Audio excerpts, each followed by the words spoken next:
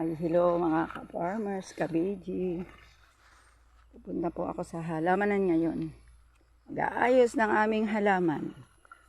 May bunga na talong, bayabas na namumulaklak. Ayan po, namumulaklak na yan.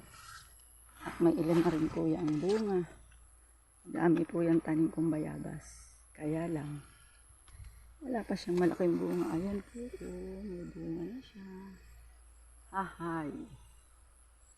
Diyan ka lang. Nako, grabe naman pala, umuulan. Hindi na po namin mapigilan ang ulan.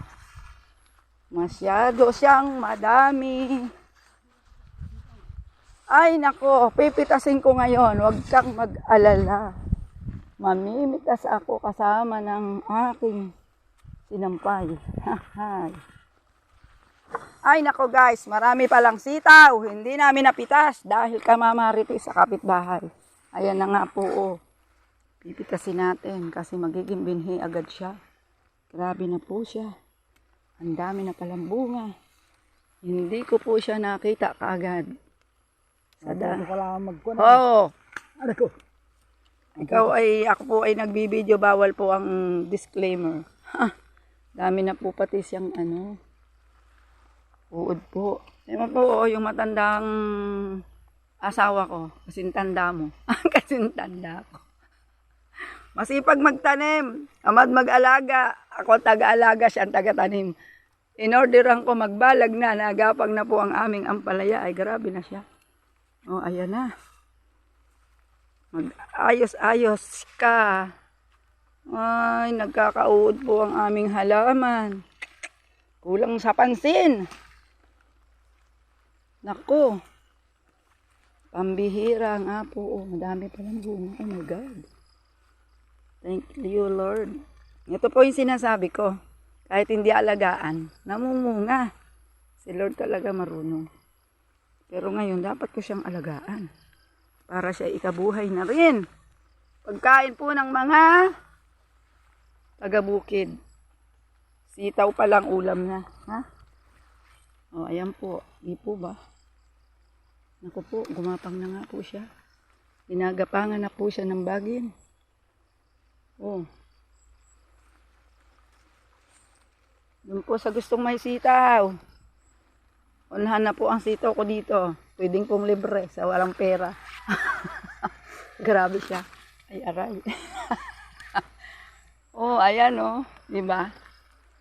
Dami po yan. Mamaya pupunta tayo sa isang halamanan pa ng aking asawa. Ako lang po ang taga-kuha, siya ang taga-tanim. Ganyan talaga ang buhay, di po baga? Ayan, ayan, ayan. Oh.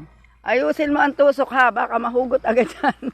Hindi natin yung pakinabangan pagdating ng bagyo. Ay grabe. Dami nga naman pala, my goodness. Sabi ng asawa ko, di ko daw pinitas ang sitaw kasi po nauna pa po ang aking pagkamamarites. Pero hindi po marites na madidemanda. Pwede po yung pagkakitaan. Hindi po marites ng kismis ng kapitbahay. Kami po ay kismisan lang mag-iina.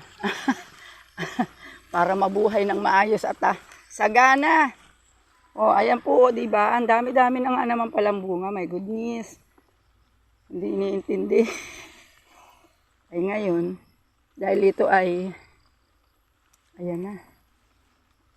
Talaga pala po, nistong marami na po siyang sira. Ayan po.